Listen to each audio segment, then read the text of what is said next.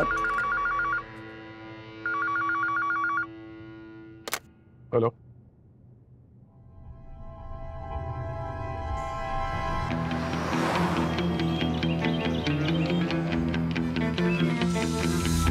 Sir, victim का नाम है Dhiren, famous industrialist DK industries का मालिक।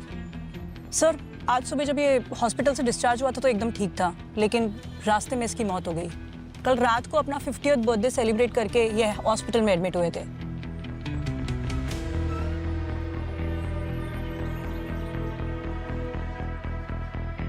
जब ये सब हुआ, उनके साथ और कौन कौन था? सर, उनकी बेटी तृप्ति और उनका ड्राइवर रमेश। कितने सालों से आप धीरेन जी के साथ काम कर रहे हैं? मैडम 10 साल से। पानी। कल ये कितने बजे के आसपास हुआ? 7-8 बजे के आसपास। मैं तो रात भर हॉस्पिटल के बाहर ही था।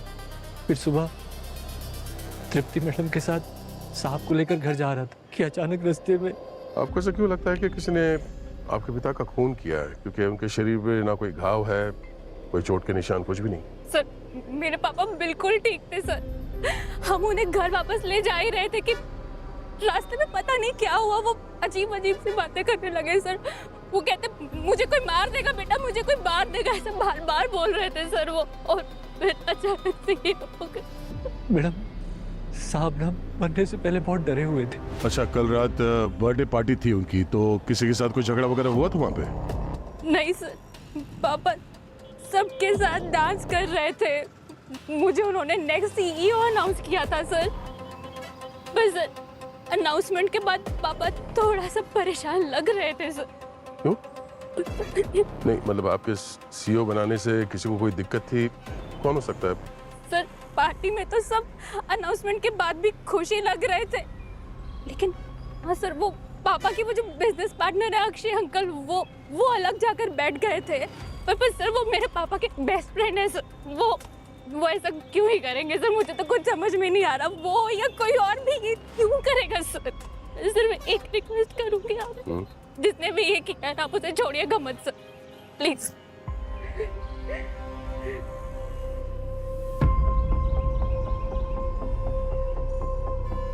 सर, मैं ये धीरेन की कॉल डिटेल्स निकलवाती हूँ।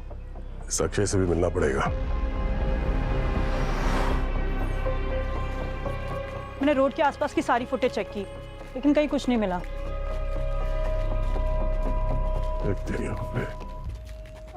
Hello sir. Hello ma'am. Sir का रूम ये है। अरे, आप हमसे पूछेंगे नहीं कि हम कौन हैं? सर, आज मैं पूरी तैयारी के साथ आई हूँ। हम CID से हैं। मैम, आप लोग इतने फेमस हो चुके हो, ऑनेस्टली बिग फैन। आप मेरी फैन हैं? Thank you so much. Sir की। Thank you.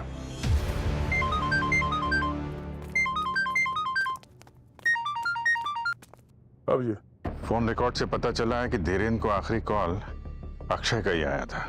मतलब हमारा शक सही था क्या? ओके।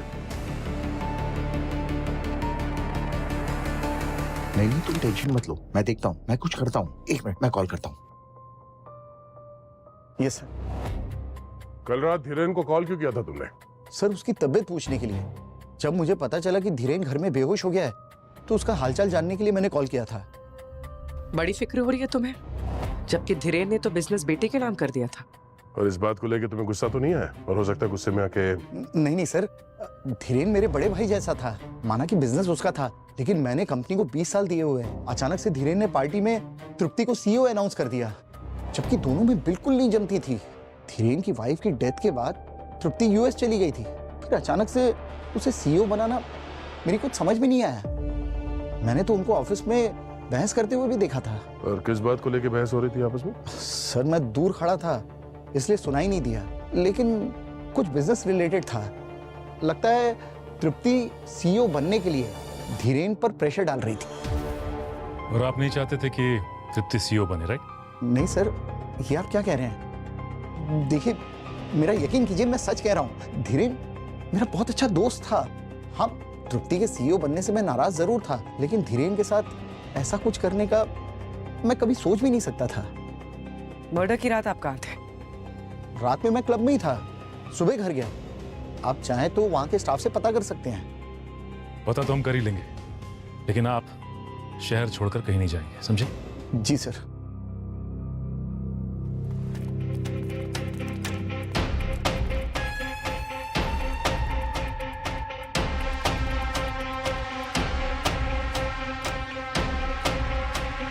उठा, फोन उठा।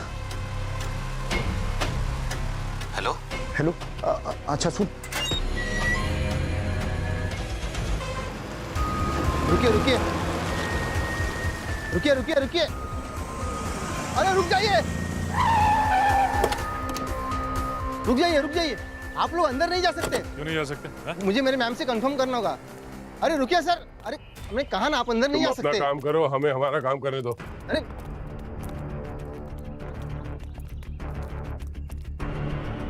सर, कुछ पता चला कि खूनी कौन है? हाँ, पता चल जाएगा।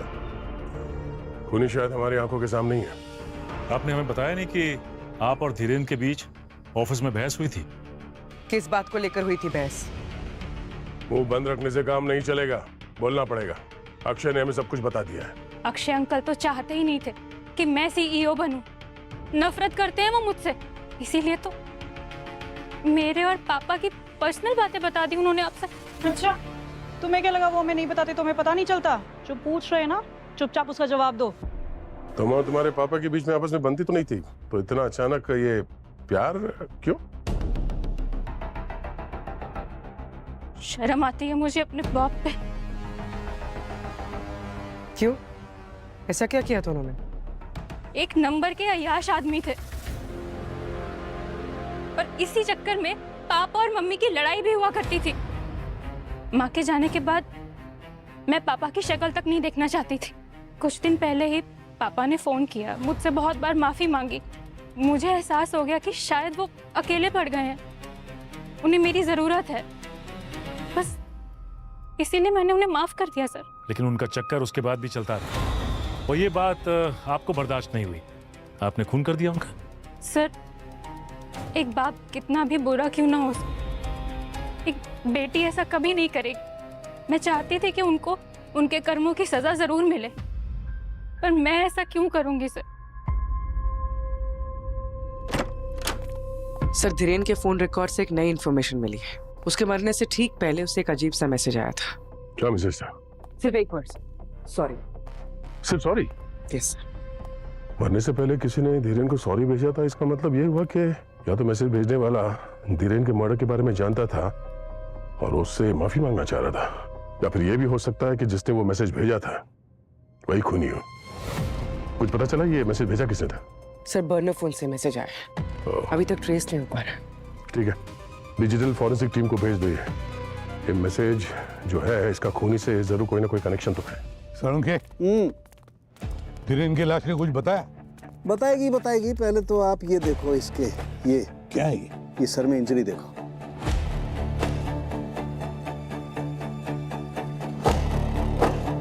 मामूली सी चोट लगती है, शायद गिरने विरने की वजह से लगी होगी।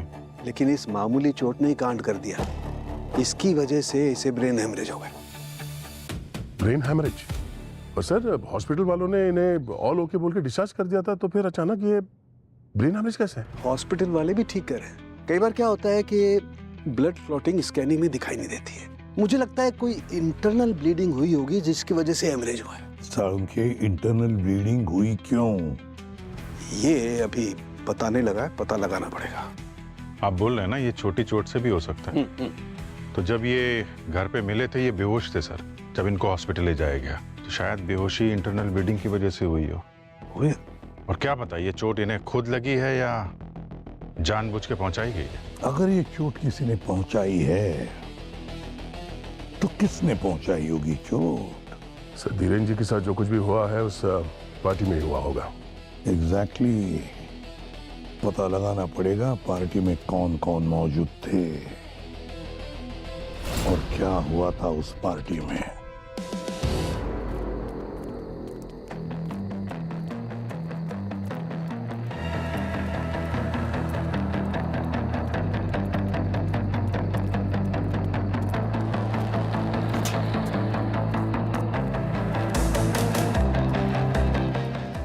सुनो, यस सर। हम सीआईडी से, या मैनेजर कौन है उसको बुलाओ।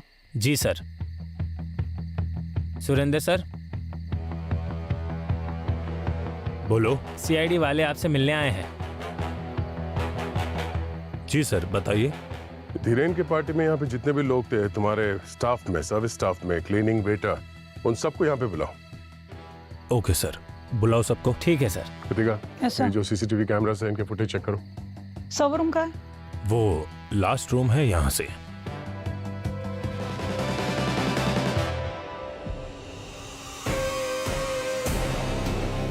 धीरेन के पार्टी से जाने के बाद उसका किसी ने खून कर दिया। यहाँ पे पार्टी में किसी के साथ बहस हुई थी उनकी, या कोई झगड़ा हुआ था, चुपचाप बता दो। अगर छुपाने की कोशिश करोगे तो तुम लोग तकलीफ में आ सकते हो, इतना याद रखना।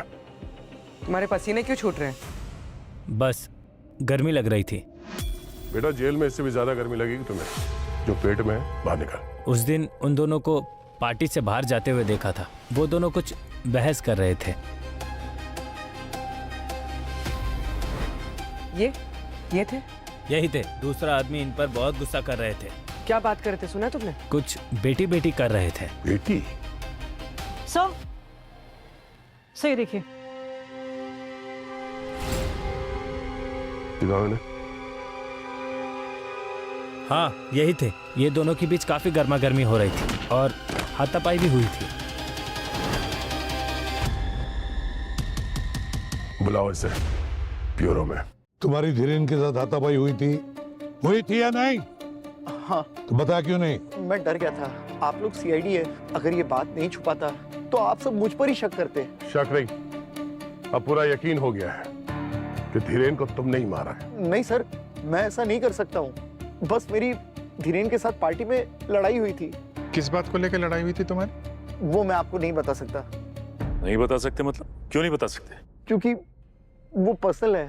ओ हेलो मिस्टर अक्षय, अभी अगर दया सर पूछेंगे ना तो पिछले जन्मों की बातें भी बोलने लगोगे। जो पूछ रहे चुपचाप बताओ। सर, धीरेन मेरे भाई जैसा था। वो मेरा बहुत अच्छा दोस्त भी था, लेकिन वो एक अच्छा पति नहीं था। उसके बहुत सारे अफेयर्स हुए थे और इन्हीं अफेयर्स की वजह से धीरेन और उसकी वाइफ में लड़ाई होती रहती थी। वाइफ की डेथ के बाद तो हाल बहुत बुरा हो गया। मैं हर बार उसे कवर करता था, लेकिन इस बार मैटर कंपनी का था। कंपनी का मैटर? क्या? उसका मेरी असिस्टेंट कनिका के साथ अफेयर था। Hello sir. Hello ma'am. Sir का रूम ये है। तो इस बात को लेकर लड़ाई हुई तुम लोगों की? नहीं सर, एक्चुअली मैंने कंपनी के अकाउंट से कुछ अमाउंट कनिका के अकाउंट में ट्रांसफर किया था ताकि ये बात बाहर ना आए। धीरेन को पता चला तो वो बहुत गुस्सा हो गया था। जब मुझे पता चला कि धीरेन हॉस्पिटल में एडमिट है तो मुझे बहुत बुरा लगा। मैंने उससे माफी मांगने के लिए उसे कार्ड, केक और फ्लावर्स भी भेजे थे। वो सब तो ठीक है, लेकिन कंपनी के फंड्स इधर उधर करना कानूनी जुर्म है, मालूम है ना? दया सर, इनके सारे बैंक अकाउंट अच्छी तरह से चेक करो। मनी ट्रांसफर वगैरह सब कुछ, सब पता चल जाएगा, समझे? सब पता चल जाएगा। दया सर, वो सॉरी वाला मैसेज, उसके बारे में कुछ पता चला? सर, उसने किसी पुराने मॉडल से वो मैसेज भेजा है। थोड़ा टाइम लग रहा है। जानबूझ के पुराना फोन इस्तेमाल किया ताकि आसानी से ट्रैक ना हो, वरना आजकल तो सब लोग स्मार्टफोन यूज करते हैं, कैमरे वाला। एक काम करते हैं, धीरेन के सारे कॉन्टैक्ट्स की लिस्ट बनाओ। देखो उनमें से किसी के पास इस तरह का फोन है क्या? पता तो चले कि ये सॉरी बोलने वाला है कौन। हाँ सारंगे, क्या खबर है? खबर ये है बॉस कि सोने के दाम गिर रहे हैं, इन्वेस्ट कर लो। बड़े अच्छे मूड में हो, कुछ बड़ा हाथ लगा क्या? बहुत बड़ा हाथ लगा है। तो दिखा ना। बॉस, डॉक्टर एकदम सही कह रहा था। हॉस्पिटल में ये बंदा एकदम हेल्दी था। मगर डॉक्टर साहब, आपने तो कहा था कि धीरेन की मौत ब्रेन हैमरेज से हुई थी। हुई नहीं थी, मौत करवाई गई थी। ब्रेन हेमरेज जैसे कुछ, मैं बताता हूं। इसकी मदद से करवाई गई थी। क्या ये? न्यूरोथ्रोम्बेक्स वर्जन 5। बरसों की कड़ी मेहनत और मेडिकल रिसर्च से इसे बनाया गया है। सिर्फ 2 बूंद काफी है इसकी, किसी भी इंसान की जिंदगी लेने के लिए। ऐसा क्या करता है केमिकल? सचिन, ये पूछो क्या नहीं करता है, मैं बताता हूं। यहाँ आइए, ये देखो, ये किसी भी इंसान की ब्लड वेसल्स को कमजोर कर देता है और उससे ब्लड क्लॉटिंग शुरू हो जाती है, ठीक वैसे ही जैसे किसी के ब्रेन हेमरेज के वक्त होती है। तो किसी ने जानबूझ के धीरेन को ये ड्रग दिया था? बिल्कुल। ये देखो, ये जो न्यूरोटॉक्सिक कंपाउंड है, इसकी वजह से इसकी ब्लड क्लॉटिंग की एबिलिटी खत्म हो गई थी। ये देखो कैसे अजीब से पैचेस दिखाई दे रहे हैं। बस मुझे भी शुरू में यही लगा था कि शायद इसे ब्रेन हेमरेज ही हुआ है। जी सर, ये ड्रग इतनी आसानी से किसी को भी दिया जा सकता है? सचिन, यही तो खासियत है इसकी। इसकी ना अपनी कोई स्मेल होती है, न इसका कोई कलर होता है, न कोई टेस्ट होता है। आसानी से किसी भी चीज में डिसॉल्व हो जाता है और कोई कलर भी नहीं छोड़ता। बिल्कुल नहीं। ये देखो,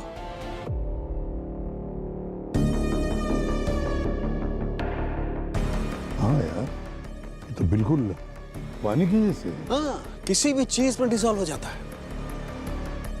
मतलब खूनी को मेडिसिन की अच्छी खासी नॉलेज होगी। इस ड्रग्स के बारे में वो पहले से जानता है। वैसे सॉन्ग, एक बात बता, ये ड्रग, ये कंपाउंड न्यूरोथ्रोम्बेक्स 5 अपना असर करने के लिए कितना वक्त लेता है? 3 से 4 घंटे। 3 से 4 घंटे। और धीरेन की मौत कितने बजे हुई थी? सुबह के 7, सवा 7 बजे से।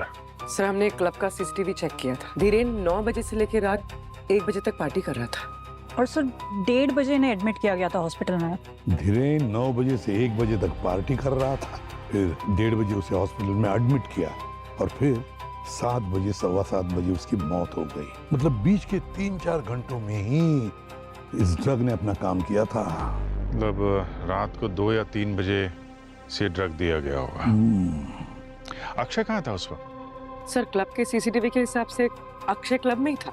सर लेकिन अक्षय तो पूरी रात अकेला था, अकेला पार्टी कर रहा था। सर, फिर कौन हो सकता है जिसने जहर दिया?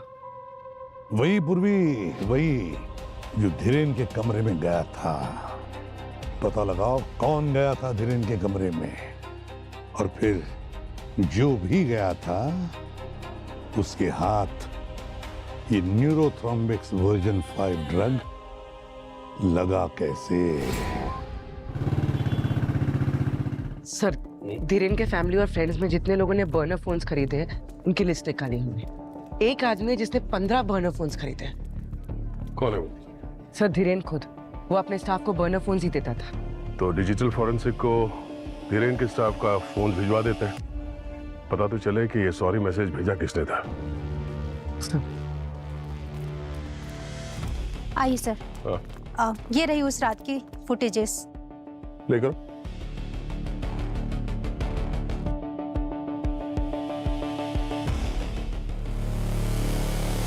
एक मिनट, ये पॉज करना। ये तो कोई औरत है। जरा और जूम हो सकता है इस पे? यस। कनिका,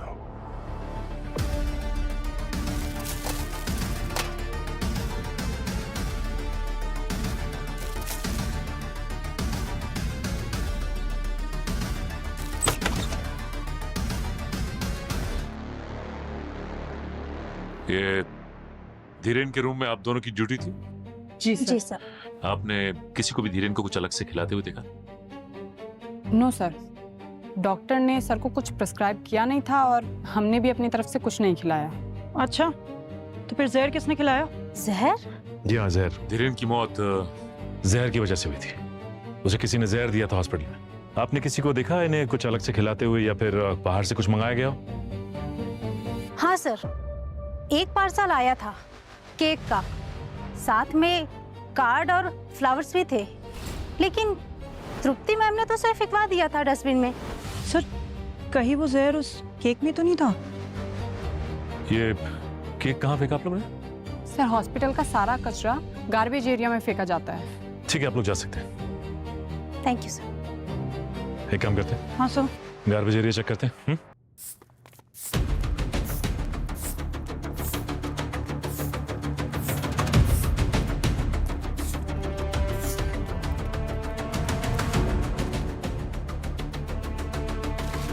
जी सर, कितनी बदबू आ रही है। जब कचरा है तो बदबू तो आएगी। हाँ सर, लेकिन मेरे पास इसका एक सोल्यूशन है। क्या कर रही है? सर मैं परफ्यूम लेकर आई हूँ घर से। मुझे पता था आज कचरे में जाना होगा, और वैसे भी इस पूरी दुनिया में ना हम सीआईडी वालों के बारे में कोई नहीं सोचता। इंटरेस्टिंग।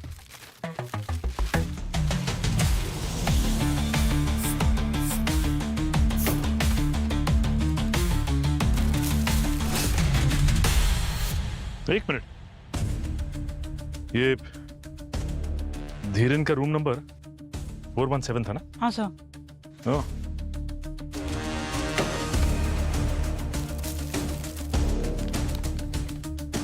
Birthday cake?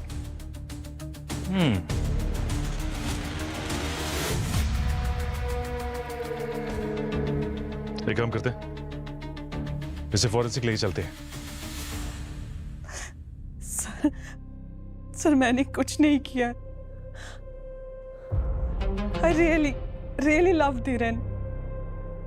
वो तो अपनी बर्थडे पार्टी में तृप्ति को हमारे बारे में पता नहीं वाला था। फॉर इन्फॉर्मेशन मैं आपको बता दूं कि उसने ऐसे 4-5 और लोगों को भी बोला है। और जब उसने तृप्ति को तुम्हारे बारे में नहीं बताया, तुमने उसका खून कर दिया। नहीं, ऐसा क्यों कह रही है? क्या कर रही थी तुम उस रूम में? मैं बस मिलने गई थी। अक्षय सर ने पैसे दिए थे हमारा अफेयर छुपाने के लिए। मैंने वो पैसे भी लौटा दिए थे। सर मैंने कुछ नहीं किया है सर, मैं सच में कुछ नहीं किया है। सुनूंगा सर। हाँ सर। हाँ दया, मुबारक हो। किस बात के लिए सर? अरे भाई, जहर मिलने की खुशी में वो केक जो तुम लोगों ने भेजा था ना, दोस्त जहर उस केक में नहीं था। तो इसमें खुशी की क्या बात है? अरे सुन तो लो पूरी बात यार। जहर केक में नहीं था, लेकिन जहर केक वाले बॉक्स में था। जहर केक में नहीं, केक बॉक्स में था। अब ये क्या चक्कर है सर? कि ऐसा तो नहीं कि जिसने भी वो केक वहां पे दिया था, हाँ, जहर उसके हाथ में हो, जिसकी वजह से वो बॉक्स में लग गया? There you are. Right. ठीक है sir, thank you.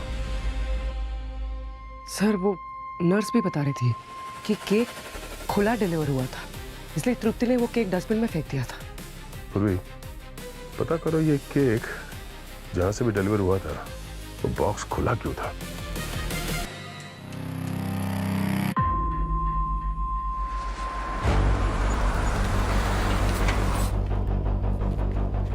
Sir bakery से कंफर्म किया कि उनकी तरफ से तो केक पैक था। उन्होंने किचन की भी फुटेज भेजी। इसका मतलब जो कुछ भी हुआ है उस डिलीवरी बॉय ने किया होगा बॉक्स के ऊपर। अच्छा, बेकरी वालों से उसका एड्रेस यहीं का पता है ना? हाँ सर।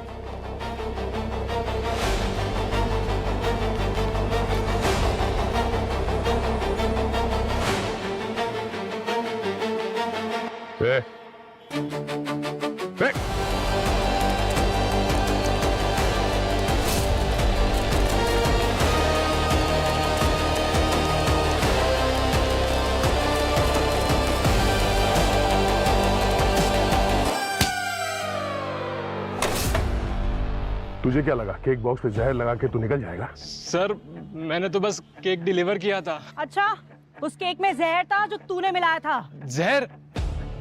सर मैंने जहर नहीं मिलाया सर। तो फिर भागा क्यों? सर वो मैंने केक में से एक पीस खा लिया था सर। दिन रात डिलीवरी करते करते भूख लग गई थी।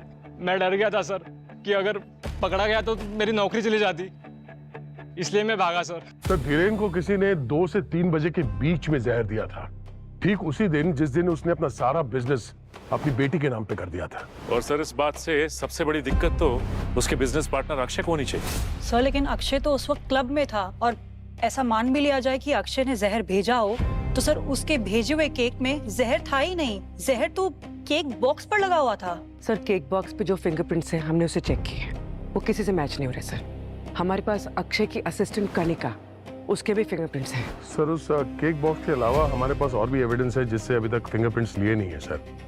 वो बॉटल, सिरिंज इतनी बुरी तरह से टैम्पर्ड है तो स्कैन करना थोड़ा मुश्किल हो रहा है। हो सकता है उसे कुछ मिल जाए। कि जो भी कोई है पहले जहर भेजता है और फिर सॉरी का मैसेज भी भेज देता है। बहुत शातिर समझता है अपने आप को, मगर उसे ये पता नहीं कि सीआईडी के चंगुल से कोई अब तक बचा नहीं है।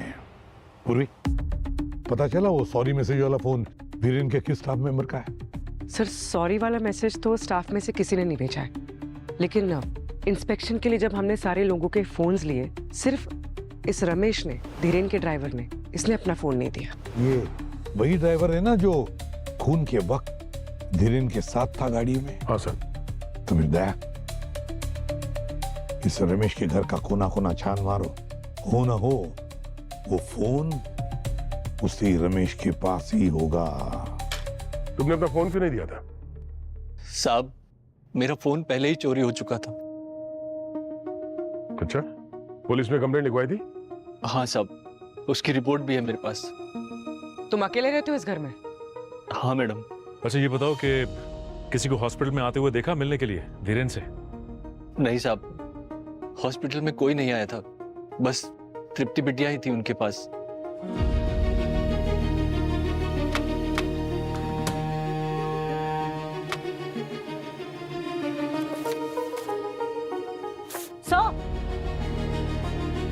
आकृतिका, सर देखिए एक्सरे और ये मेडिकल रिपोर्ट।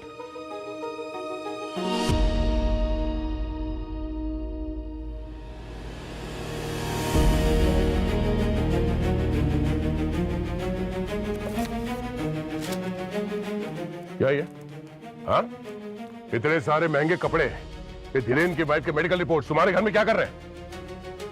ये कपड़े कहीं धीरेन की वाइफ की तो नहीं है? तुम्हारे पास कहां से आए? हाँ? साहब मैंने कुछ नहीं किया साहब, आप मेरा यकीन मानिए, मैं धीरेन साहब के यहाँ बहुत सालों से काम करता हूँ साहब। हमारे साहब की और मैडम की बिल्कुल नहीं बनती थी। हमारे साहब के बाहर बहुत सारी लड़कियों से बहुत सारे चक्कर चलते रहते थे। मैडम के जाने के बाद मैं उनका कुछ सामान यहाँ लेकर आया था, क्योंकि मुझे पूरा शक था कि मैडम की मौत में धीरेन साहब का हाथ है। अगर तुम्हें शक था कि धीरेन ने अपनी वाइफ को मारा है, तो तुमने पुलिस को क्यों नहीं बताया? साहब हिम्मत नहीं जुटा पाया। मैंने सोचा था इस बार जब तृप्ति बिटिया आएंगी तो ये सब सामान उन्हें दे दूंगा, पर उससे पहले ही साहब ये देखो। और भाई साहब ये भी देखो। ये भी मतलब ये तो दोनों एक ही है ना? नहीं है, दोनों सेम नहीं है, दिखते सेम है, लेकिन ये स्कैन दो अलग अलग लोगों के हैं। ये वाला जो है ये धीरेन का है, ये वाला धीरेन का नहीं है, धीरेन की पत्नी का। क्या बात कर रहे सर? मतलब सर, जिस ड्रग से धीरेन की वाइफ का खून हुआ है, उसी ड्रग से ये धीरेन भी मरा है? एग्जैक्टली। और देखो दोनों का ब्लड क्लॉटिंग का पैटर्न सेम है, लेकिन ये धीरेन की पत्नी वाला जो स्कैन है, इसमें खास बात है, बस धीरेन की पत्नी को किसी ने ये ड्रग आईवी ट्रिप के जरिए दिया है। IV drip? हाँ, मैंने बताया ना तुम, इस ड्रग का कोई अपना कलर नहीं होता है, पानी जैसा होता है। तो बस आसान सी बात है, किसी ने आईवी ड्रिप में इंजेक्ट कर दिया और खेल खत्म। मतलब 4 साल के बीच में 2 खून हुए और दोनों खून का तरीका एक ही है। मतलब जिसने धीरेन को मारा उसी ने धीरेन की वाइफ का खून किया? सर, जब हम लोग रमेश के घर पे गए थे घर की तलाशी लेने के लिए, तभी उसने हमें ये बताया था कि उसे शक था कि धीरेन ने ही अपनी वाइफ का खून किया है। और फिर अगर उसकी वाइफ की मौत ऐसे ही हुई है ब्रेन हैमरेज से, तो इसका मतलब तो यही हुआ ना सर कि धीरेन ने ही वो पॉइजन दिया उसे। और ये बात किसी को पता नहीं चली, किसी ने शक नहीं किया कि ये मर्डर हो सकता है, और इसीलिए बात पुलिस तक नहीं पहुंची। शक नहीं दया, पर किसी को पता तो चल गया कि धीरेन ने ही अपनी पत्नी को मारा है, और फिर उसकी पत्नी के खून का बदला लेने के लिए किसी ने धीरेन को भी उसी तरीके से मारा, न्यूरोथ्रोम्बिक्स V5 से। तो कुछ समझ में आया अभिजीत? न्यूरोथ्रोम्बिक्स V5 ड्रग तो वही इस्तेमाल कर सकता है जिसे ये ड्रग आसानी से मिल सकता है। मतलब खूनी हमारी आंखों के सामने था और हम उसे देख नहीं पा रहे थे। कोई ऐसा जो धीरेन की वाइफ के बहुत करीब थी। सर, कहीं आप सब तृप्ति के बारे में बात तो नहीं कर रहे हैं? एग्जैक्टली। तृप्ति ने अपनी मां के खून का बदला बाप के खून से लिया।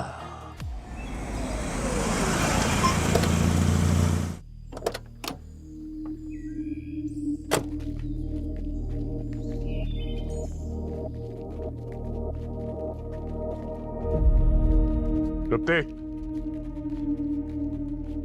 तृप्ति, कहाँ तुम? तृप्ति,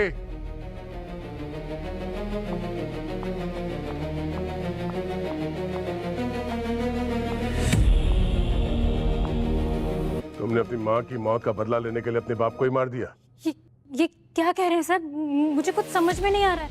तभी समझ में आ जाएगा सब। घर की तलाशी लो अच्छी से। सर मेरी माँ तो ब्रेन हेमरेज से मरी थी। मरी नहीं थी, मारी गई थी। ज्यादा भोला बनने की एक्टिंग मत करो, समझी? सर आप गलत शक कर रहे हैं। मैंने कुछ भी नहीं किया है सर। अच्छा, तो फिर ये क्या है? हाँ, सो ऊपर रखा हुआ था छुपा कर। ये बर्नर फोन तुम्हारे घर में कहाँ से? सर ये मेरा फोन नहीं है। मुझे नहीं पता ये यहाँ कैसे आया। नहीं पता? नहीं। कोई बात नहीं, बहुत जल्द पता चल जाएगा। अपूर्वी, क्या पता चला?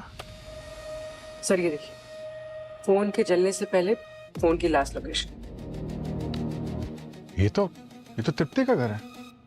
पूर्वी एक काम करो, जरा फिर से चेक करो।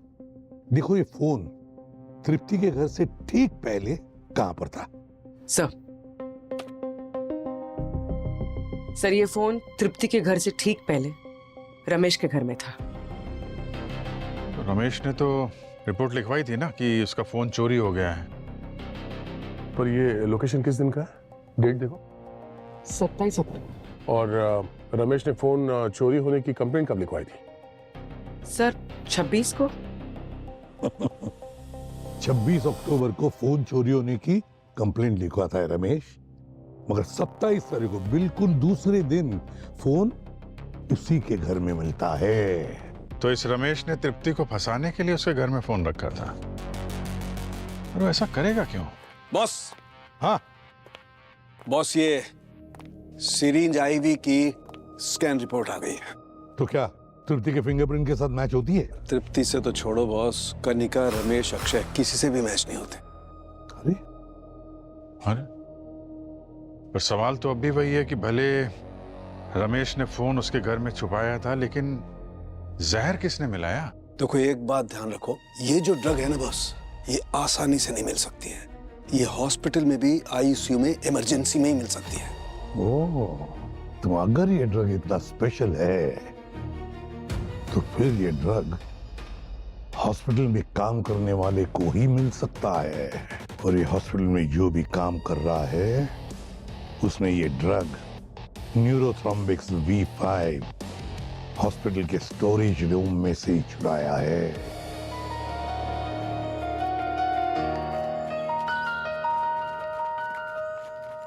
सर ये ताला, ये रमेश तो भाग गया सर। ऐसे कैसे गए? जरा पड़ोसी से पूछते। एक्सक्यूज मी, ये रमेश कहाँ गया? घर पे ताला लगा हुआ। आप लोग कौन है? हम लोग सीआईडी से। अच्छा, वो तो आज शाम की बस से अपने गांव को जा रहा है। आज सुबह उसके घर से एक लड़की आई थी सूटकेस मांगने।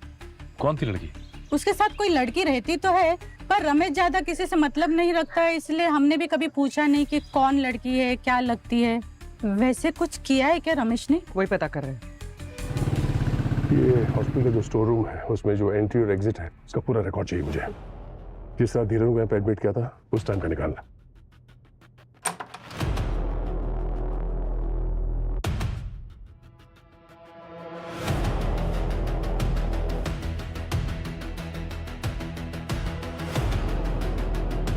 ये तो वही नर्स है जो उस रात धीरेन के कमरे में ड्यूटी पे थी।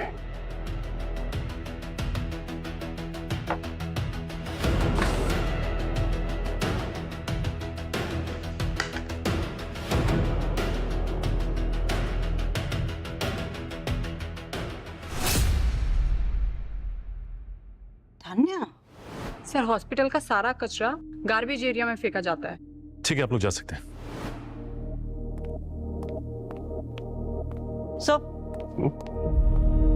सर ये स्टोरेज यूनिट में तानिया का आई कार्ड मिला है। तानिया का स्टोरेज रूम है।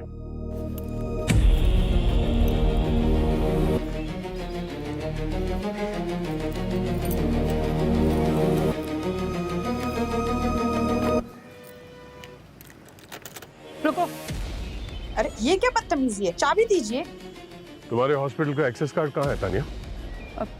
सर वो कहीं खो गया था। खो गया था या स्टोरेज रूम में से ड्रग्स चुराते वक्त गलती से वहां पे रह गया था? सर आप क्या कह रहे हैं, मेरी कुछ समझ नहीं आ रहा है। पर हमारी समझ में सब कुछ आ रहा है। क्यों मारा तुमने धीरेन को? मैं क्यों मारूंगी धीरेन को? और मुझे क्या मिलेगा उसकी मौत से? वो तो हम पता लगा ही लेंगे। सर हाँ? सर साळुंखे की रिपोर्ट आ गई है और इसके हिसाब से तानिया के कार्ड पे तानिया के फिंगरप्रिंट के अलावा एक और फिंगरप्रिंट है। और ये दूसरा फिंगरप्रिंट ये किसका है? ये वही फिंगरप्रिंट है जो रमेश के घर से हमें रमेश के सामान पे मिले थे। हाँ लेकिन पूरी मैम ये दूसरा फिंगरप्रिंट है किसका? अब ये तो रमेश ही बताएगा। इसके घर में रखे हुए सामान के ऊपर से हमें वो फिंगरप्रिंट मिला था।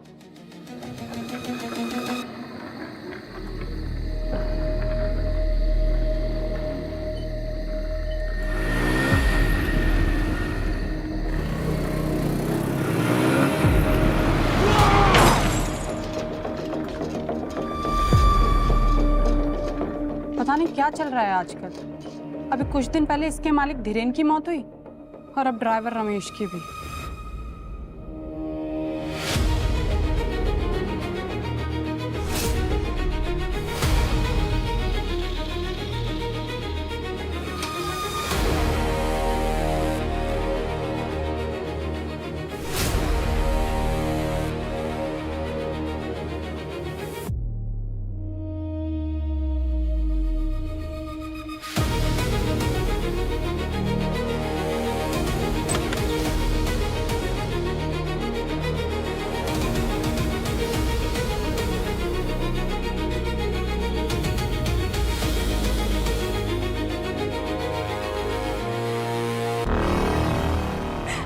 मुझे माफ कर देना पापा, मैं आपको इस सब में इन्वॉल्व नहीं करना चाहती थी।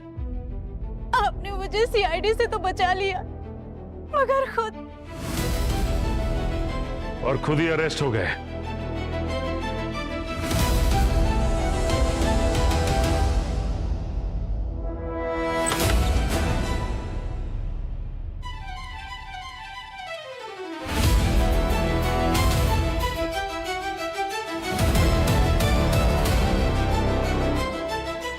तुमने तानिया का आई कार्ड लेकर हॉस्पिटल से ड्रग्स चुराया और फिर चुपके से उसे धीरेन के आईवी में मिला दिया जो तुम्हारे असली पापा थे।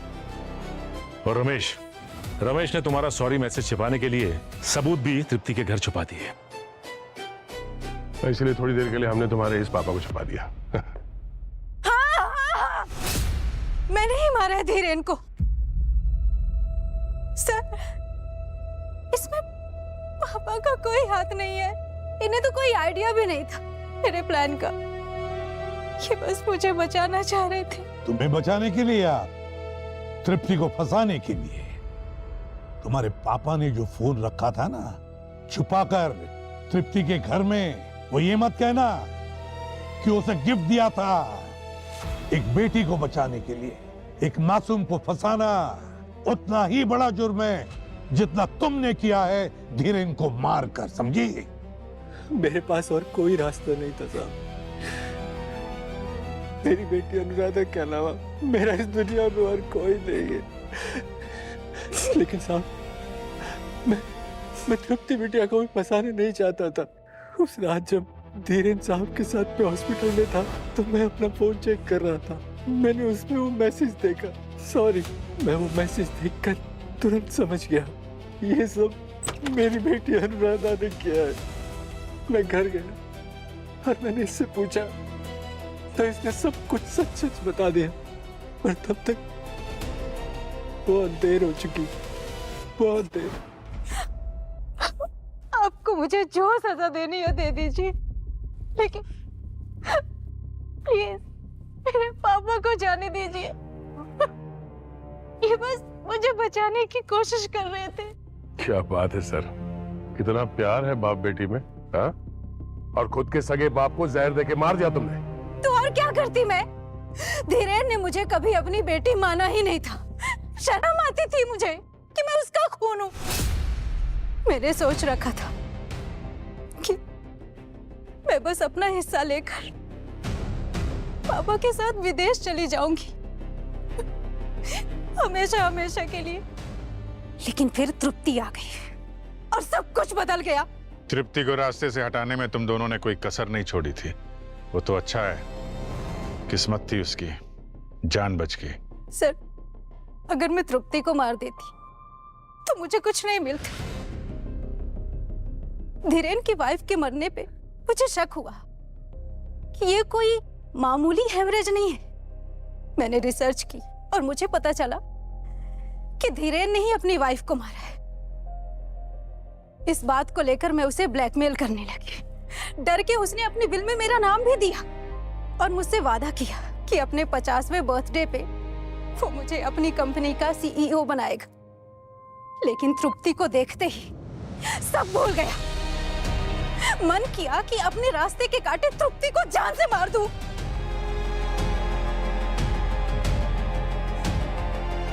लेकिन फिर मेरे हाथ में कुछ नहीं आता। और अगर धीरेन मारा जाता है तो सारी प्रॉपर्टी उसकी तुम्हारे नाम हो जाती है।